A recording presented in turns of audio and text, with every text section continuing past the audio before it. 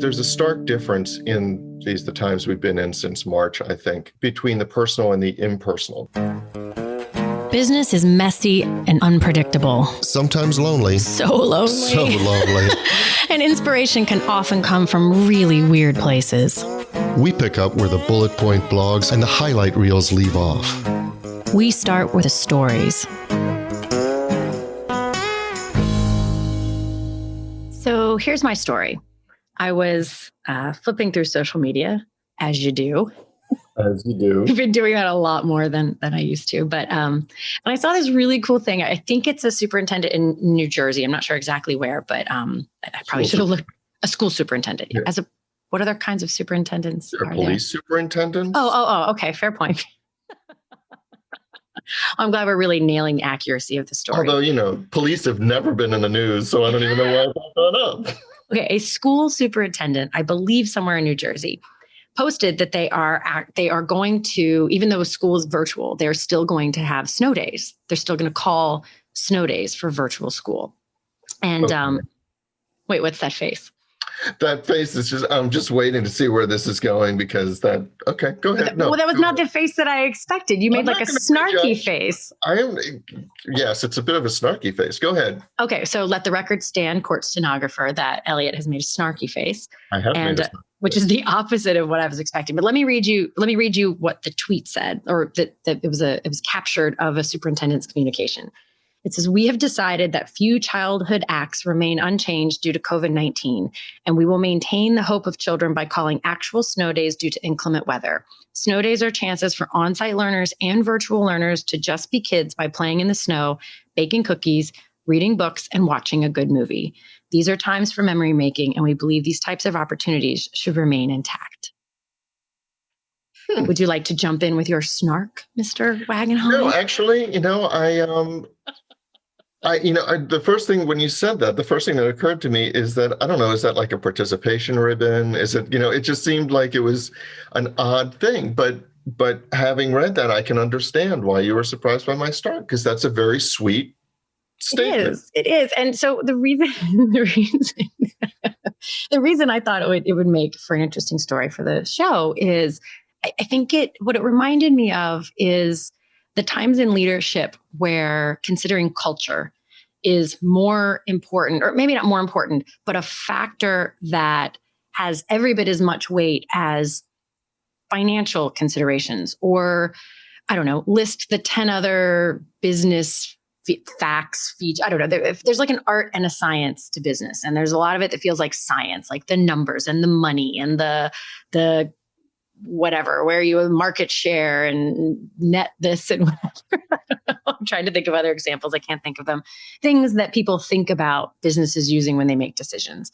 Yep. And then there is this part that is more the art, more the qualitative versus quantitative things that aren't just the soft skills. They really do matter. Like culture matters. People's connectedness matters, and how they feel is not something to be overlooked. And there's just so much talk of culture in companies, and it's always talked about as if it's this other thing that lives like in its own room, when I really think of it as this like interstitial tissue that's woven between all the other things.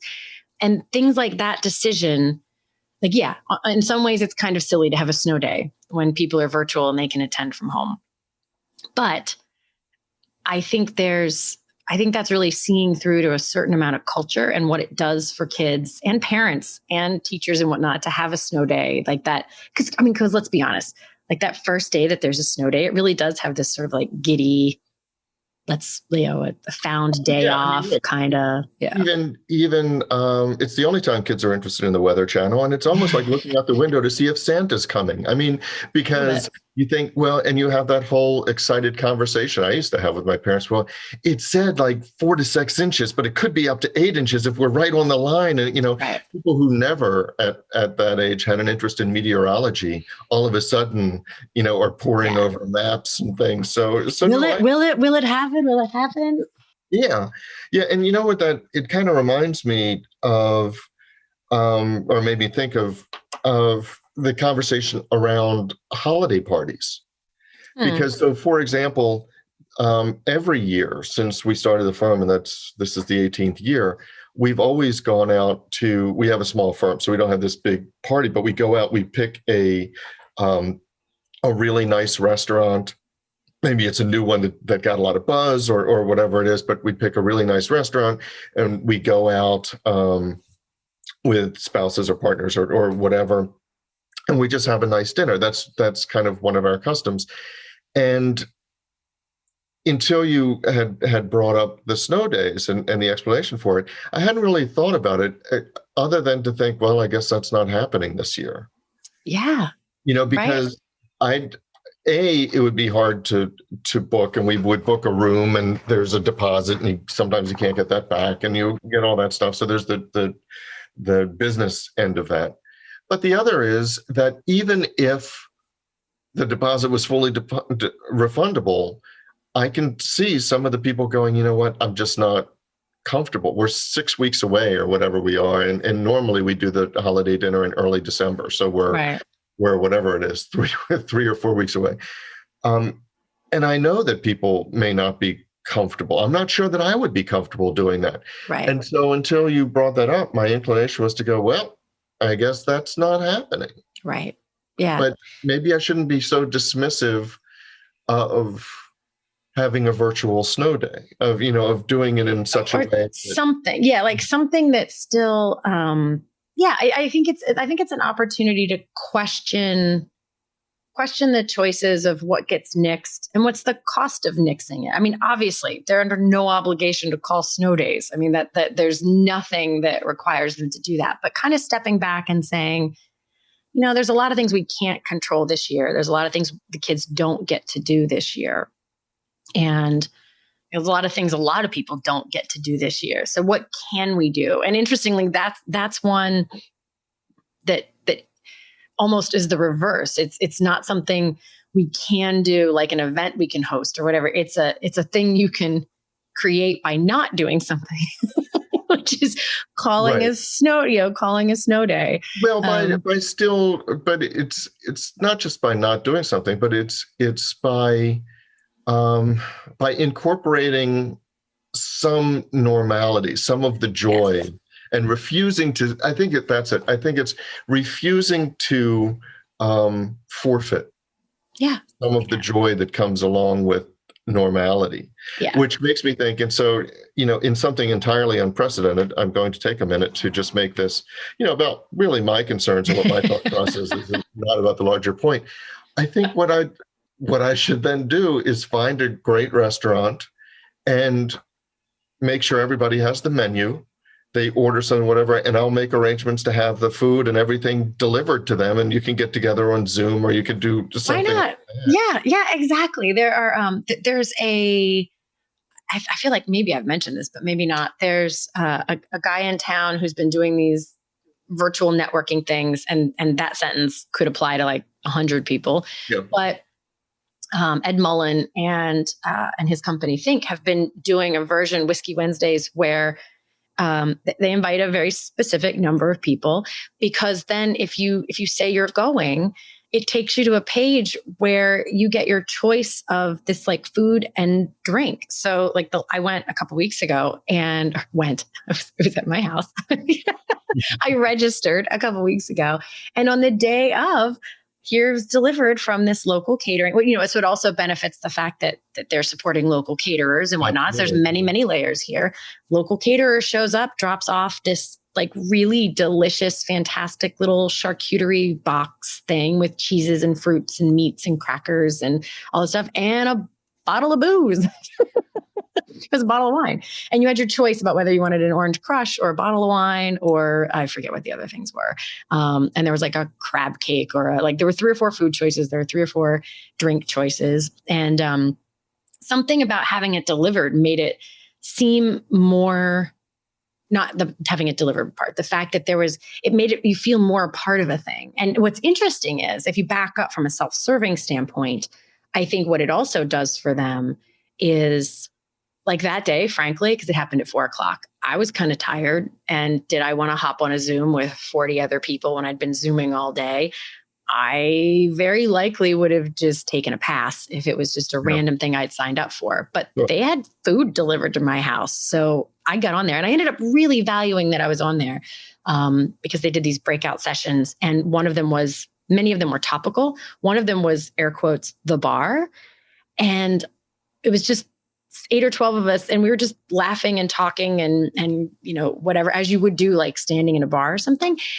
And I kind of, speaking of accidental joys, I'd kind of forgotten, or I'd kind of not realized how much I needed that, like business / social / random joking around banter, you back and forth. It was really nourishing to have that kind of business interaction. And I certainly wouldn't have sought it out, but having it, I was like, oh, I kind of miss that vibe of just, bantering with people and laughing. And like, we were making fun of this one person and, who's a good friend. Like, not like we picked a person to.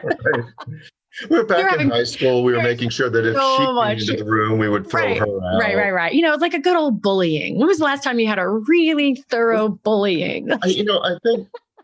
I think what gets lost amidst all of the COVID quarantine concerns is the effect on the bullying industry.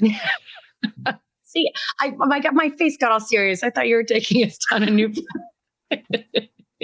Yeah, exactly. So I think there's that. Well, here's another interesting thing, though. In sharp contrast to the school, the snow day school perspective, there's a school here in town who just released this policy, who right now has a hybrid. And I know exactly where they're going with this. I really do. I understand what problem they're trying to solve, but I think it's really not cool. So they have a hybrid model right now.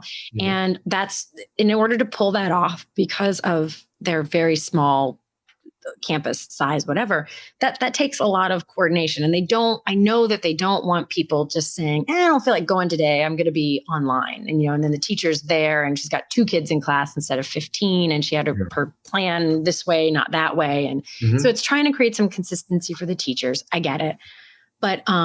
But they've instituted this policy that if you are someone who has signed up for on-campus learning, that if you decide to stay home, you are certainly welcome to attend your class via Zoom, but you will be considered absent.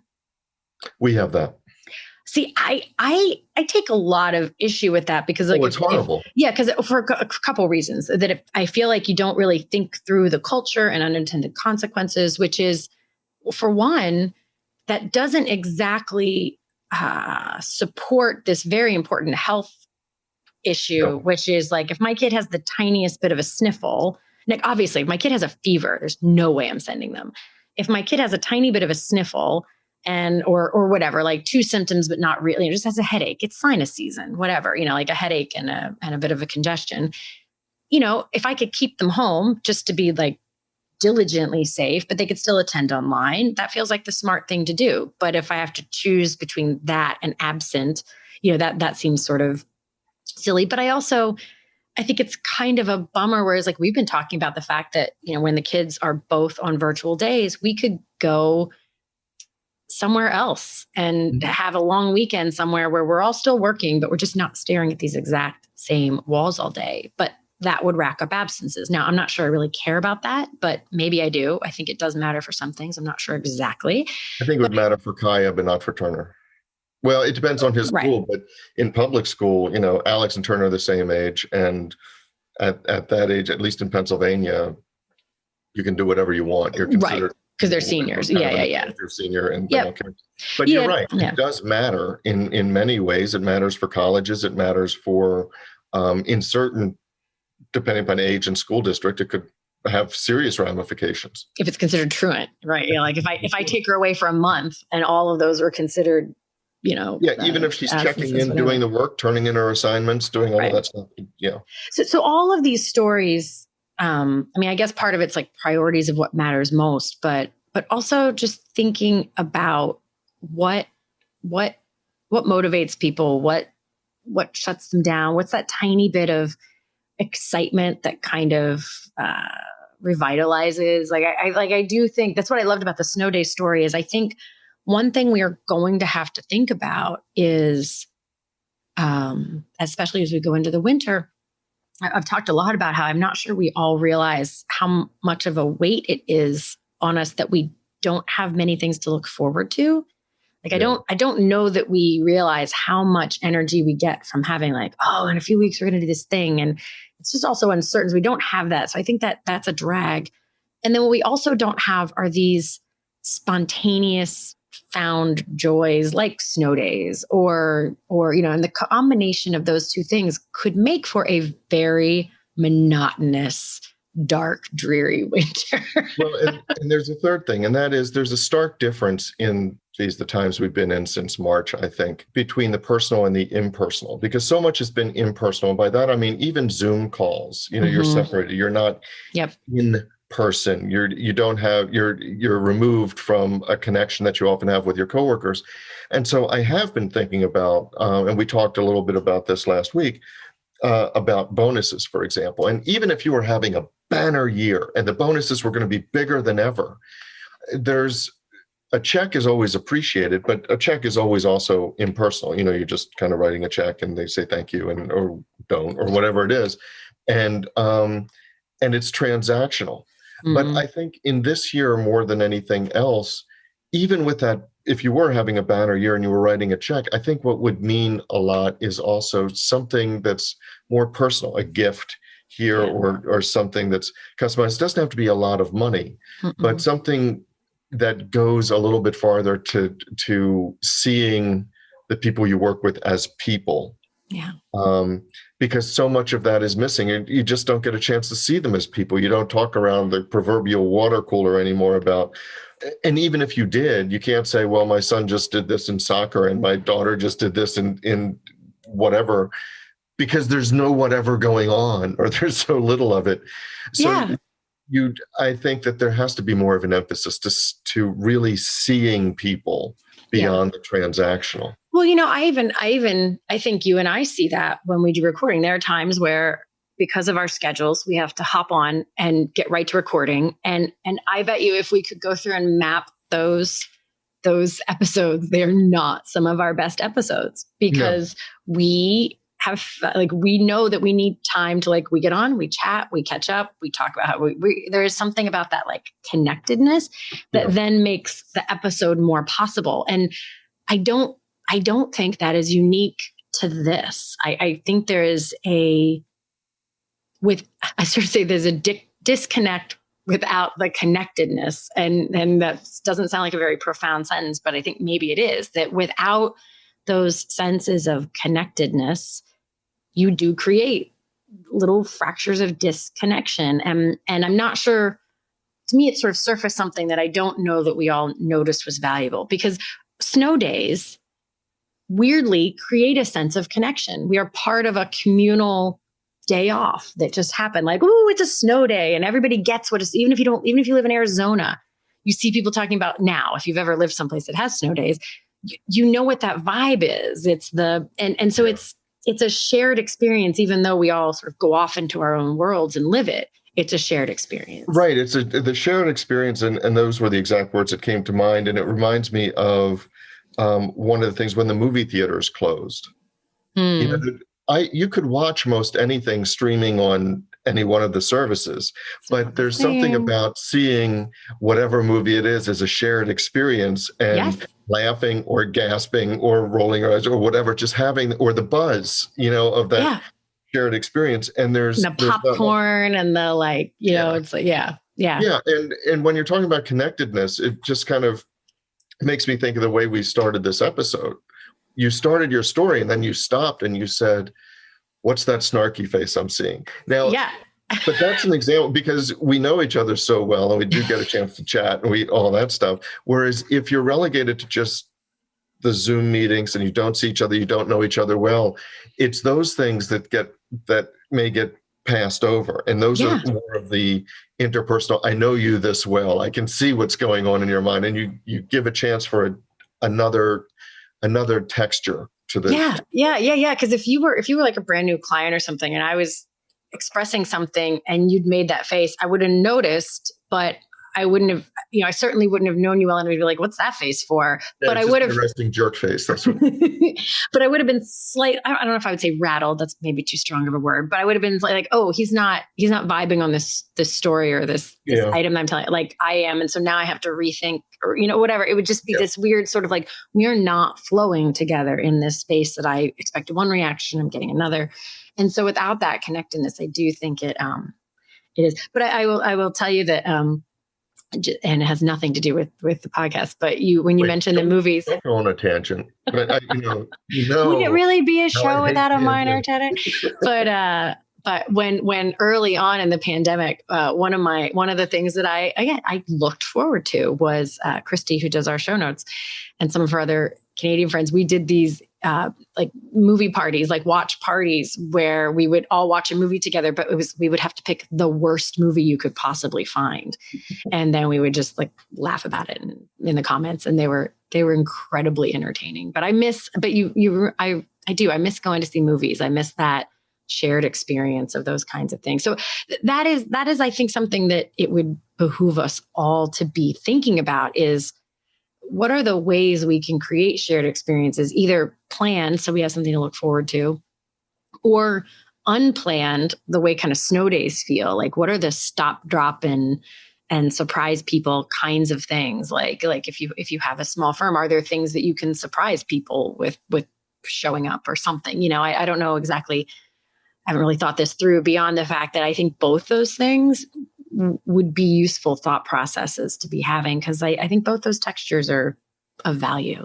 Well, so as we wrap up, I would ask you, because you rattle this off so easily, to just kind of talk about the ways that, because I want to hear from our community, because we've gotten a lot of good interaction and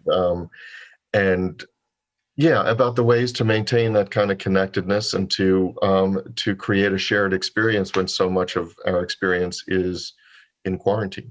Yeah. So what am I supposed to rattle off? You're supposed to rattle off how they contact us. Oh. Like I'm happy to rattle, but I don't know to rattle off. So, right. So you can actually just go to our website. So here's mystory.com. There's a link there to the Facebook page, the Facebook group rather. You can also just find us on Facebook at SHMS podcast. And right there's also a link right into the group. We've had a couple new group members just recently. So we can swoosh you on in and hear more about you and then continue this conversation. And I think that's it. That's it. So that's our story. But the discussion doesn't have to end here. No, it does not. In fact, we don't want it to. No, we don't. That is why we actually have our private Facebook group, which we started to make sure that we could get your comments, your rants, your thoughts, your stories. You can find links to that group as well as show notes and links to subscribe via email and how to find us just about anywhere you can possibly find podcasts at sohere'smystory.com. And you can also find us on Facebook and Twitter at SHMS Podcast. And since we know it takes a village. Yes, it does. We'd like to thank our village, our super talented, incredibly patient team. And occasionally snarky team. Yeah, but in the best of ways. In the best Lovingly of ways. Snarky. Yes. Good mockery. So a huge shout out to the people who actually help us produce our show. First, our sound engineer, Tom Hansen. Thanks to Christy Schmier for our brilliant show notes and all the other fantastic writing she does for us. And to Taylor Mathauer for doing just a little bit of everything. Including wrangling us. Which is no small feat. No, it's not. This is Jody Hume. And I'm Elliot Wagenheim. And you've been listening to So Here's My Story.